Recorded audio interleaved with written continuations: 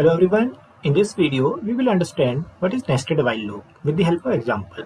So in the previous video we have already seen what is while loop and how it actually works with the help of many programs. So if you've not seen those videos, you can find the link of those playlists in the C programming playlist, okay, which is below, okay, or you can see here also, okay. So now let's understand what is nested while loop and how it actually works. So basically nested while loop, how it actually works, ये similar work करता है like we have understood, you can say if else statement, okay, or you can say nested if else statement in our C programming playlist previously, okay. So basically nested means one inside the other, एक के अंदर एक, okay. The same way nested while loop means एक while loop के अंदर दूसरा while loop, okay.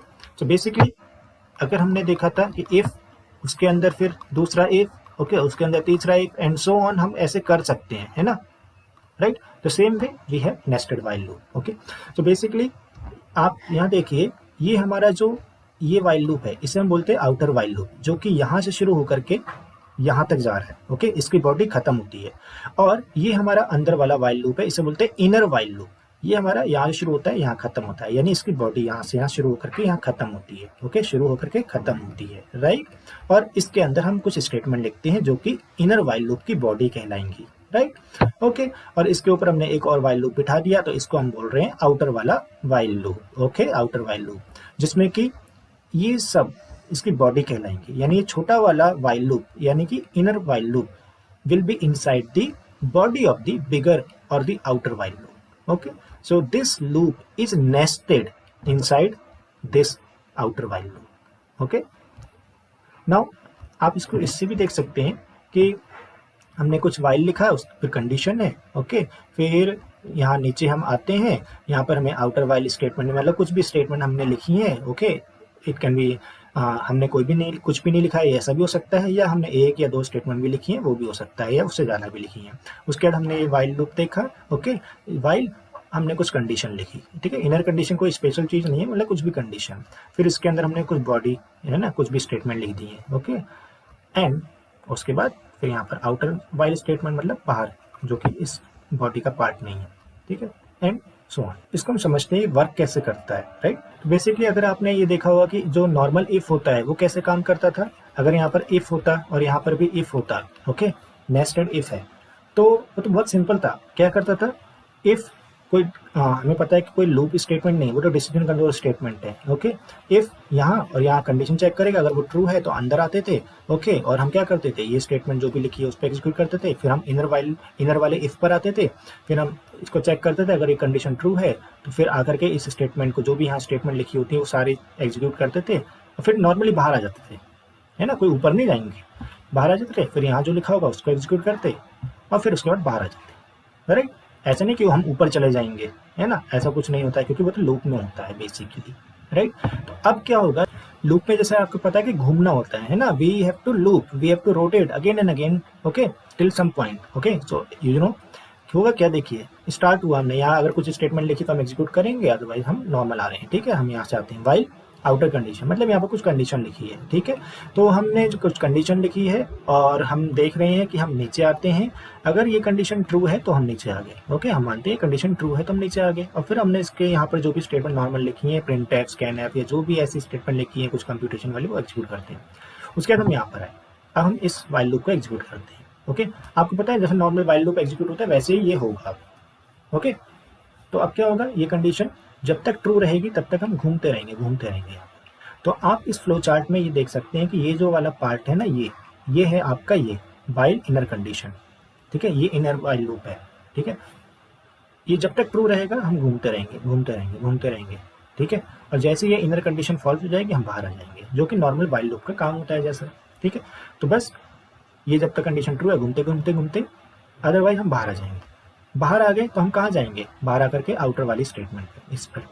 अब हम इसके बाद कहाँ जाएंगे, अब हम नीचे नहीं जाएंगे कि हम यहाँ पर आ जाएंगे. क्यों, क्योंकि ये बॉडी किसकी थी, ये बॉडी वाइल लूप की थी. तो वाइल लूप में क्या होता है, ये वाला कर्ली ब्रेसेस कहेगा ये वाली कंडीशन अभी तक फॉल्स नहीं हुई है तो तुम ऊपर चले जाओ, तो हम यहाँ पर आ जाएंगे. अब इस कंडीशन को फिर से चेक करेंगे. अगर ये कंडीशन फिर से ट्रू होती है तो फिर हम फिर से नीचे आ जाएंगे. और फिर वही सेम जैसा हमने पहले करा था, इस पे आएंगे, फिर हम यहाँ पर फिर से आएंगे. आप कहेंगे पिछली बार तो ये फॉल्स हो गया था, तो अब हम इस पर नहीं आएंगे, नहीं ऐसा नहीं होता है, हम इस कंडीशन को दोबारा से चेक करेंगे। चेक करने के बाद अगर ये फॉल्स होता है दोबारा से तो एक अलग कहानी है, फिर हम नॉर्मली डायरेक्टली बाहर आ जाएंगे, बट हम इसको दोबारा से चेक करेंगे। तो अगर ये कंडीशन फिर से ट्रू हो जाती है तो हम फिर से घूमते रहेंगे जब तक ये कंडीशन ट्रू है। जब खत्म हो जाएगी तो बाहर आ जाएंगे, है ना, जब खत्म हो जाएगी तो बाहर आ जाएंगे, अदरवाइज घूमते रहेंगे और फिर नॉर्मल चलते रहेंगे। फिर यहाँ आने के बाद फिर से ऊपर जाएंगे और ये कंडीशन फिर से चेक करेंगे। अगर ये कंडीशन अब फॉल्स हो जाती है तो हम कहेंगे आउटर वाइल लूप तुम फॉल्स हो गए। तो आउटर वाइल लूप फॉल्स हो गया तो कहाँ जाएगा, ये will come out of the body of the while loop. तो सिंपली इसकी बॉडी यहाँ खत्म होती है तो हम इसके बाहर आ जाएंगे, अब यहाँ आ जाएंगे और यहाँ पर जो भी स्टेटमेंट लिखी है वो एग्जीक्यूट करेंगे। यानी कि ये फॉल्स हो गया आउटर वाला तो हम यहाँ जाएंगे और यहाँ पर अगर हमने कुछ स्टेटमेंट लिखी तो उनको एग्जीक्यूट करेंगे, अदरवाइज रिटर्न 0 करके प्रोग्राम खत्म हो जाएगा जैसा हमने लिखा है।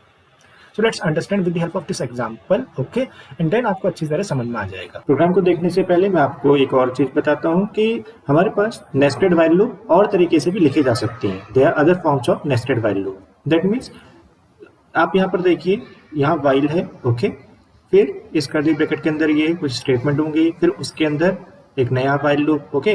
अब इस वाले, है ना, अगर हम कहें ये सेकंड व्हाइल लूप है, फर्स्ट व्हाइल लूप, तो सेकंड व्हाइल लूप के अंदर उसके कर्ली ब्रैकेट यहाँ से यहाँ खत्म होते हैं, है ना, उसके अंदर एक तीसरा व्हाइल लूप है, राइट।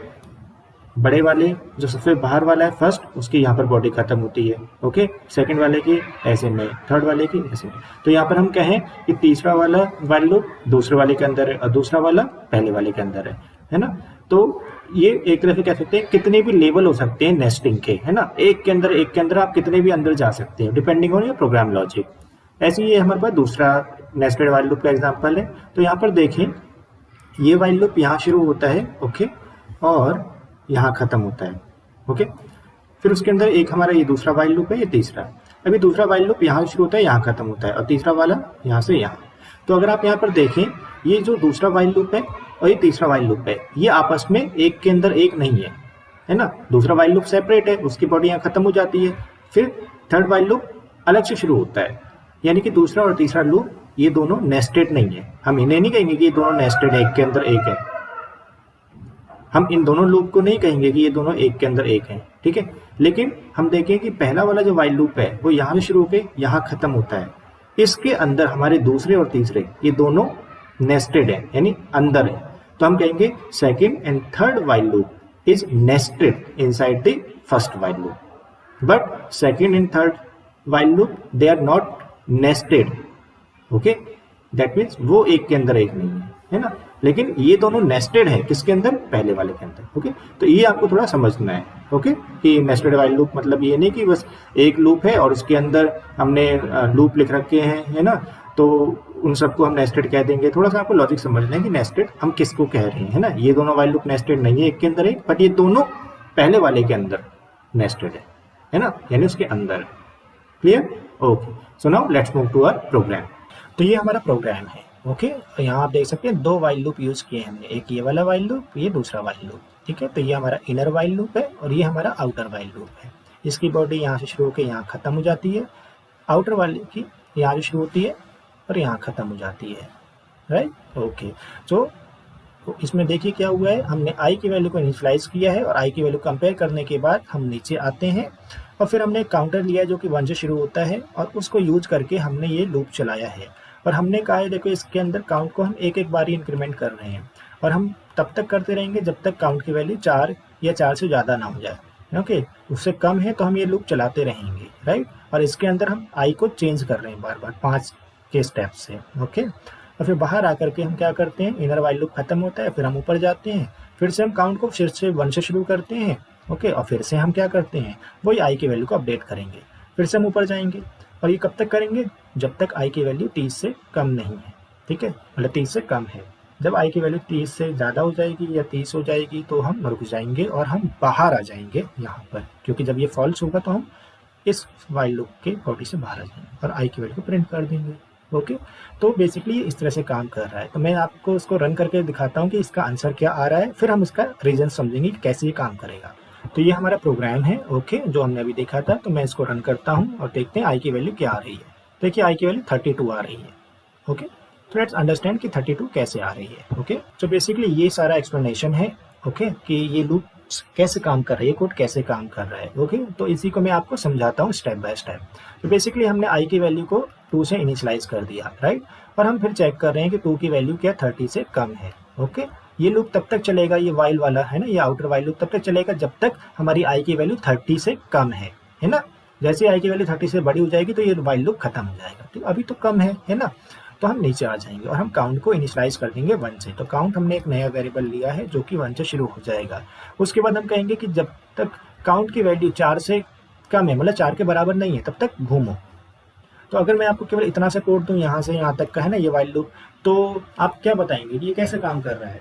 क्योंकि ये काउंट की वैल्यू को एक एक स्टेप बढ़ा रहा है, तो ये कहेगा कि काउंट की वैल्यू 1 है, 1 4 के बराबर नहीं है तो चलाओ। फिर आई की वैल्यू, काउंट की वैल्यू 2 हो जाएगी, 2 भी 4 के बराबर नहीं तो भी लूप चलेगा, 3 पे भी चलेगा, लेकिन 4 पे ये नहीं चलेगा क्योंकि 4 नॉट इक्वल टू 4 गलत होता है। बेसिकली ये लूप कितनी बार चलेगा? 3 टाइम्स चलेगा इनर वाइल लूप, और हर बार ये क्या कर रहा है? आई की वैल्यू को 5 से बढ़ा रहा है। ओके, तो लेट्स सी क्या होगा। तो हम अंदर आते हैं, पहली बार 1 is not equal to 4, count की वैल्यू 1 है, 1 नॉट इक्वल टू 4, तो आई की वैल्यू को बढ़ा दो।